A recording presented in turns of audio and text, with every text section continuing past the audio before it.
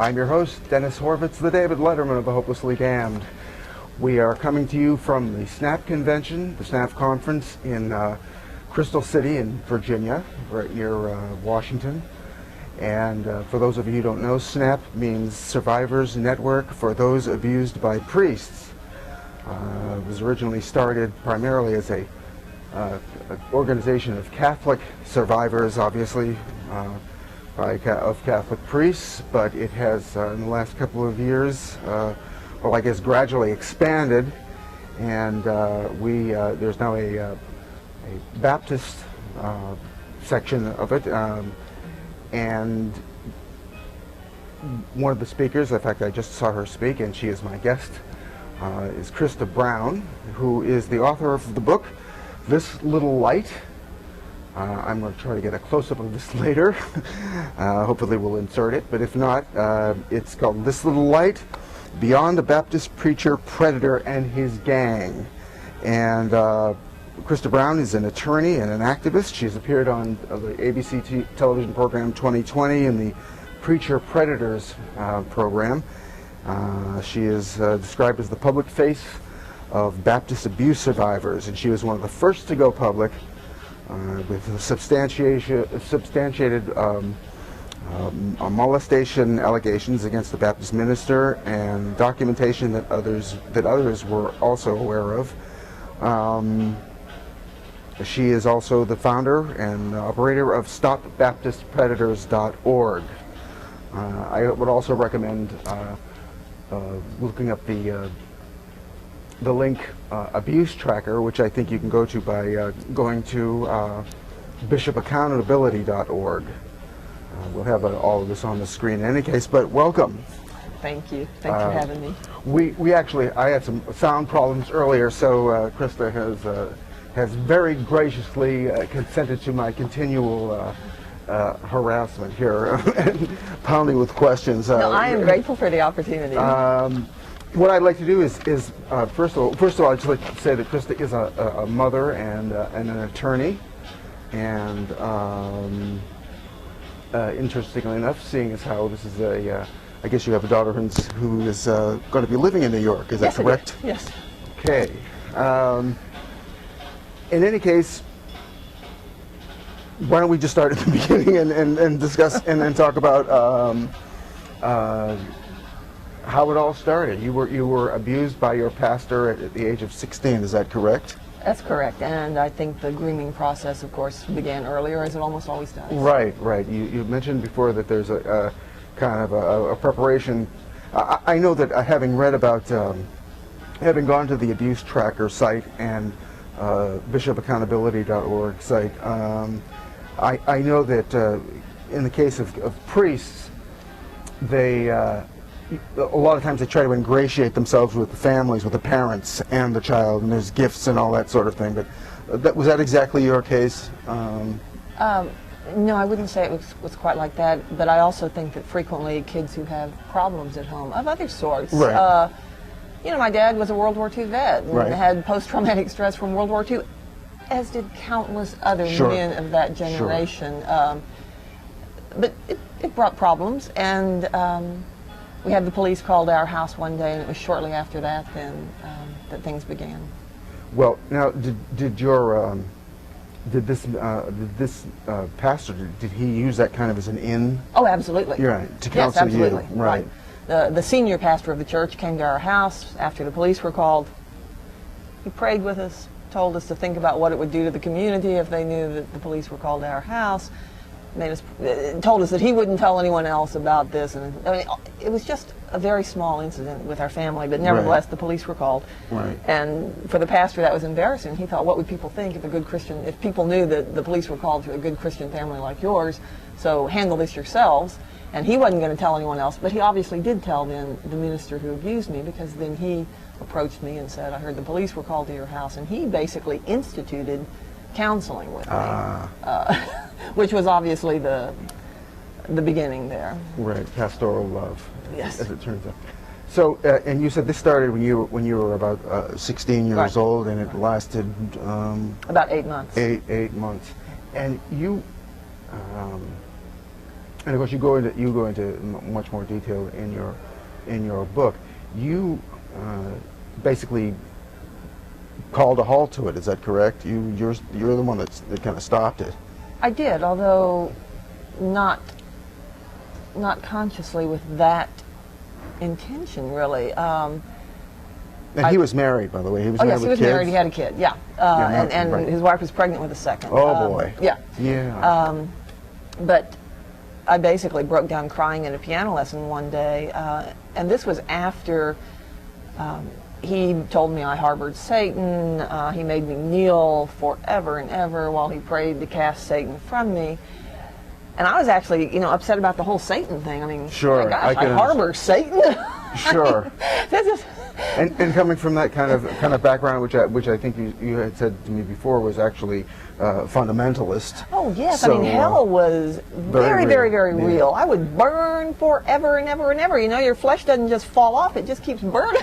That's Right. how I was raised, and so that was the horrifying thing to me. And so at my next piano lesson after that, I just totally lost it and broke down crying. And I just couldn't. I just lost it. And my piano teacher was the music minister, and my piano lesson was in the church sanctuary. Yeah. And he basically, so he knew then, he took me to his office, asked me to tell him about it, basically just told me not to talk about it with anyone else. He literally told me, it would be better if you don't talk about this with anyone else. And then it was shortly after that that the perpetrator moved on to another church, a bigger church, a church with a better salary. He really And more moved up kids. the ranks, yes, and more kids. But what I learned years later was that actually the music minister had known even before I broke down. He had known because the perpetrator himself had told him that he thought someone in the congregation had seen him in a compromising position with me. So he knew, and he still did absolutely nothing. And of course, typically with abuse, it tends to escalate. Right.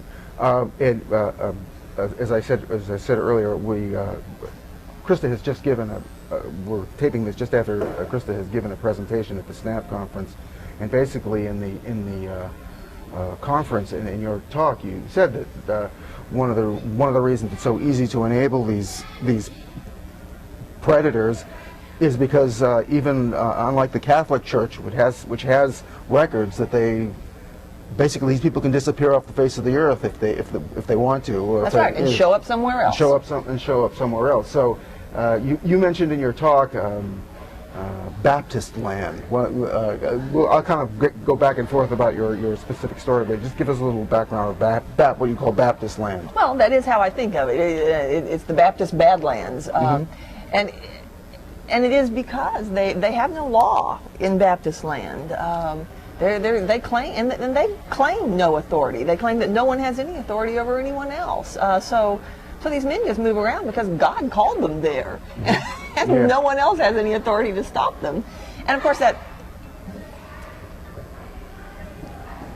I don't ever want to degrade their religion, but what I perceive is that they have twisted their religious tenets so that it winds up serving as this great shield for them.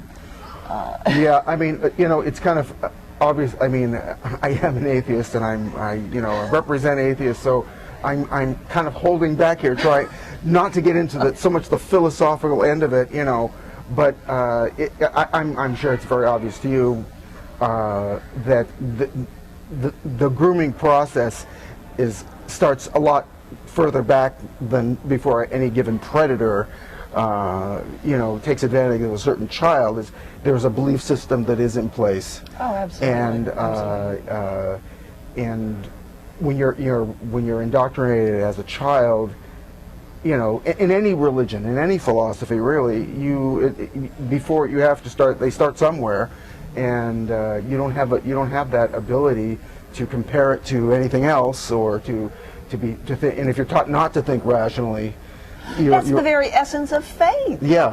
Is that it is not rational. You are Right. supposed to trust. And Right. these are the men who watch over your souls. These are your religious overseers. That's Right. how I was raised. And of course, particularly for young girls in a Baptist church, raised to be extremely submissive. Yes. Yes. As a kid, it would have no more crossed my mind to have questioned a preacher than it just wasn't thinkable. It wasn't even debatable at all. Yeah, and probably wouldn't have under the best of circumstances anyway. No.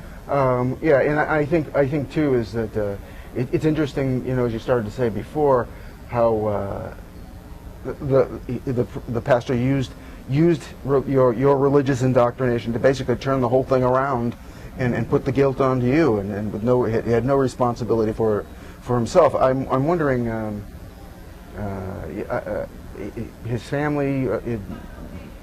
I think you said earlier, when I was talking to you earlier, that his wife knew about it. I was made to apologize to his wife, yeah. to stand in a room with her and apologize, which I did because I was very obedient. And you really thought it was your fault at the time? And I really, yes, I thought I harbored Satan. It was more than my fault. It was I was evil. Yeah. And you wonder why kids keep this stuff to themselves. I mean, if you're evil, are you going to go around telling people? But no, I was made to apologize to his wife. She said she would pray for me, which she said very coldly. But and he moved on. I wonder if they're still together. Yes, they are. Wow. Yes, they are. I know that from contacts I have in Florida. And he moved right up the ranks. Well, I mean, and that goes to what you were saying before about the submissiveness. I mean, basically, you know, I'm sure she was cold, and I'm sure she resented it. But on the other hand, that was the life she knew, and that's what she was trained to be. And far be it for her to question. To question it, and I'm sure that was her dealing with it. She probably was only too eager to believe that you were, you know, that you were actually. You know, and it's not just that we don't question. It's not just that they twist the religion to foist the guilt and the shame. It's more than that. I mean, I believed I was doing God's will. I believed I was doing something good. That's how much it wound up getting messed up in my head. Yeah. Right. Well, and of course, I think someone who's never been through that, kind of, you know, when you have the advantage of having of being away from it and being more objective, saying, well, I mean, at 16, how could you not know that you were doing something wrong when, according to what one would expect about Christianity, there are certain prohibitions against that kind of thing in the beginning, you know. But as you said, it's not rational. I think it's some kind of you know, I think people are just in the vulnerable position that you were. You go with the flow, and you think, you know, whatever you believe whatever you're told. Ultimately, you do. The forest of faith was all I knew. There was no other. There was nothing beyond that. Right. And you know, if you find enough Bible verses, lean not unto thine own understanding. Sure. That was a sin. I wasn't supposed to try to understand for myself, and the very trying to understand was sinful. I'm supposed to trust. Right. And ultimately, that is exactly what I did. And Martin Luther's called reason a whore. I mean, you know, that was, you know, so that's what I meant before about, I mean, I think, again, you know, clearly I'm speaking from an atheist position, but, you know, if you're already in that position of believing in certain supernatural things and totally accepting it on faith, you're ripe, and you know, I can understand it. Certainly, you can understand, you know, having been isolated, and this is the way a lot of cults operate.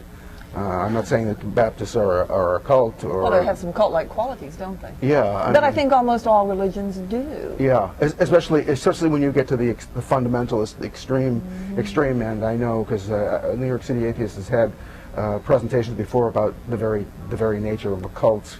In fact, we had someone who is an ex-Scientologist, and there's a certain factor, the ostracization, the isolation from people, and well, and I say that use of code words. Exactly. I say that, and I know that there is a huge stigma attached to that word cult, but I would be the first to say I swallowed the Kool-Aid. Yeah. I mean, well, and how could you not? How could you not, really? I mean, you know, how could you not?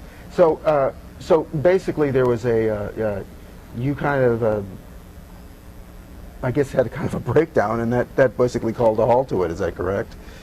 Yeah, but the essence of my breakdown, interestingly, I think, was really not about the abuse itself. It was my great fear that I was going to burn forever in hell, Right. Because I harbored Satan.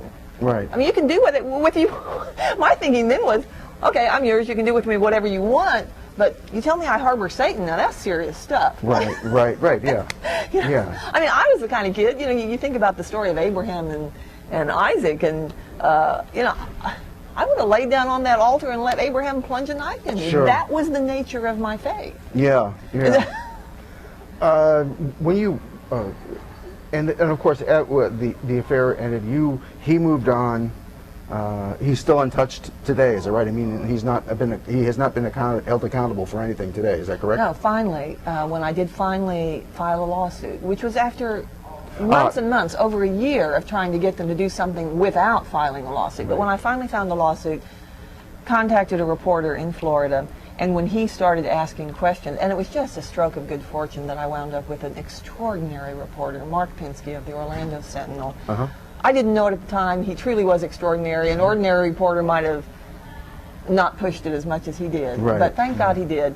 And it was when he started asking questions that then he was finally asked to resign. Now, one of the things that I want to touch upon, because you gave the overview in your talk, is that I'd like to kind of be taken through the process when you first actually decided to go, you know, to a deal with, and there was a lag of a couple of decades, right, 2 or 3 decades. Oh yes, yeah, you know, which is normal. Yeah, which is absolutely right. normal. Yeah. Right, and there's a lot of that.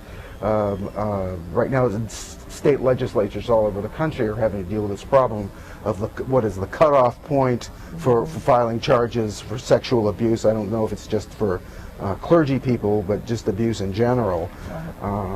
But it's very common for people, I guess, if not to have suppressed memories, which does happen, but at least to kind of wrestle with this thing for years before actually deciding to do something, you know. I think that's absolutely right. It is the weight of shame and self-blame. We think it's our own fault. We think we're the ones who are evil. And we think it's just something strange. And it's very easy for someone in my position to kind of be unable to grasp. I mean, I do understand it, but I can understand someone at first not being able to understand how it is you can blame yourself. You know, it is the very nature of the crime that the perpetrator puts onto the victim. That's right. All of his own self-loathing, and the victim just absorbs it into their cellular structure. And I think a lot of people don't really understand that. And it's so vulnerable. And when you're a teenager, you know, it's a vulnerable time anyway, under the best of circumstances. You know, interestingly, a lot of people think they tend to put more blame on the teenagers than the younger victims. Right. But interestingly, some of the studies that have been done show that actually the teen victims are less likely to disclose than the younger kids. Right. And the reason is because, number one, younger children will sort of disclose accidentally. They'll say something that may just trigger a question in their mom's mind. They don't mean to disclose, but they just say something that triggers a question because they aren't as guarded. Teenagers, they can anticipate all the hell that's going to break loose if they actually talk about this, and they don't. Right. So but in any case, they'll go well into their 30s and 40s and later before actually, you know, confronting the problem. So basically, what was your first move? My first move was as my own daughter reached the same age that I was, and I just sort of began little by little, centimeter by centimeter, turning little thoughts over in my head. About that time, there was an article in the newspaper about a man who studied to become a Catholic priest, did not. He became an attorney and went to work for a Catholic diocese, basically fending off Catholic abuse cases. Wow. And one day, there was just something with some victim's story that this dam in his own head just sort of broke, and he could not continue with this duality that he had going. And I read and he wound up suing the Catholic Church himself. And he was 16 at the time of his abuse. And I read his story in the paper, and there was just something about the very fact that he called it abuse. Right. That all of a sudden I just kept turning it over. And he was an attorney, and of course I was an attorney, and so I picked up the phone and called him. It's one of those bizarre conversations. You only see how bizarre it was in hindsight. But I was basically kind of putting on this little ruse of talking to him as though it was just talking to another lawyer, and telling him about, well, I have a similar situation, let me just talk with you a little bit about it. And finally, this guy's astute enough. He says, "Krista, are you talking about a client of yours, or are you talking about yourself?" And that's how much I was still, even then, trying to detach from it. Right, right. Well, when we were talking before, I think I asked you, once you understood that it was abuse, did you feel a sense of relief? And I guess because of what you had said earlier, that you intellectually understand that you're not guilty, but that those feelings kind of never leave you. I think that's absolutely right. Right. There's a vast difference between intellectual understanding Absolutely. and emotional understanding, and I think that's part of why victims don't come forward, is because we ourselves do not want to see the reality, Right. because it is so awful. Right. So understanding is sometimes the very first step. I mean, Yeah. the suicides that happen are frequently when the person first begins to talk about it and understand it, Right. because that's when they see the reality. And I just want to mention that at the SNAP convention where we're taping this, there is of course a program, and there in a couple of places, 2 or 3 places, there are actually memorials to people who have committed suicide because they just couldn't live with it. And well, there is a very strong correlation between sexual abuse in childhood and adolescence and suicide later in life. By the way, if you have just tuned in, we are interviewing CRISTA Brown, who is the author of the book This Little Light, Beyond a Baptist Preacher, Predator, and His Gang. And the and his gang part is a very important part. And His Gang, which I keep trying to get to, and I keep distracting myself and you at the same time. So you started talking to this attorney who had himself been abused, and at what point did you actually attempt to confront what I guess could loosely be called the hierarchy, the Baptist hierarchy? After that, several months after that, I mean, it was a very long process, even in my own mind. I looked up the minister who did it. I couldn't find him on any Southern Baptist Registry of Ministers, so I thought, oh great, he's not in ministry anymore. And then I looked up to see if the minister who knew about it was. Sure enough, he was still at my childhood church. I thought, great, this is easy. I told all my Catholic friends, no problem here, this isn't going to be like it was with you. But from the beginning, there was a huge wall of resistance. And that's where we get back to Baptist land, because they're pretty slippery. There's no there. Exactly. As Marshall McLuhan. There is no one who has any obligation to take any responsibility. It is a buck stops nowhere organization. Right. And so unlike the Catholic Church, they don't keep records. That's right. Catholic canon law requires Right. record keeping. It is their own record keeping that has kind of come back to bite them, and rightfully so. Right. But is it better for an organization that simply doesn't keep any records at all? Does that make them better? It doesn't. It doesn't make them better. I guess it makes them better at avoiding accountability. Yes, it makes them slipperier. It makes slipperier, and it's a pretty good racket, because apparently there's a retirement fund involved. And what you said in your talk, they bring in I wrote it down here somewhere. What, $18 million, $1 billion a year, or $10 billion per year in Southern Baptist churches across the country. $500 million per year that goes to state and national headquarters. Right, and but not. Of course, they call that offerings. Right, and not a penny to keep any records at all. Exactly for any right. record keeping. That's exactly right. They can't do that. No, they're powerless. Right, they have no bishops. That's right. Because they have no bishops, they cannot do anything. And interesting that one thing that you said in your talk was that basically anybody with a good line can show up at a church and pass themselves off as a minister. They don't need a degree. They don't need ordination. They don't need. This is exactly right. And of course, I'm in the wrong business, apparently. I don't know. There are many, many, many good Baptist ministers out there, and I never want to say otherwise.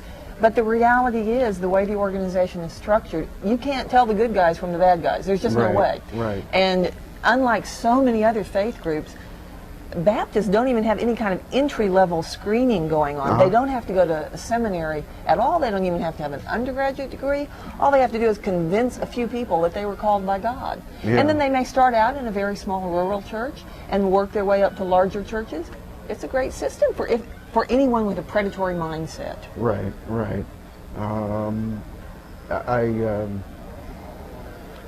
So, and because of this structure, their Baptist organizations are more or less immune to prosecution, aren't they, or lawsuits, or is that changing now? No, I would say it's very, very difficult. One of the good things about Catholics having a hierarchy is that they have clear lines of responsibility. All lines go up toward the bishop, and that makes, in many ways, I mean, they have had huge problems with Catholic lawsuits too, and they have had enormous struggles. There's this huge history there. But for the purpose of lawsuits, having a line of responsibility does make it a little easier. Yeah. And with Baptists, that doesn't exist. Or at least, so far, they've been able to say it doesn't exist. Right. And anybody at the first sign of trouble, they can just take somebody's name off the list. That's right. And you said something interesting, that they're Baptists are a denomination only when they want to be. Is that? That's exactly right. And in fact, I actually had a guy write me a letter from the national organization claiming they were only a denomination exactly 3 days a year. Oh yeah.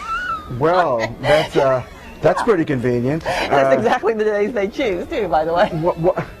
What are they doing the other days of the year? Well, this is what I wonder. They have this huge block-long building in Nashville. They pay a lot of electricity. They have a big parking garage. What's that about?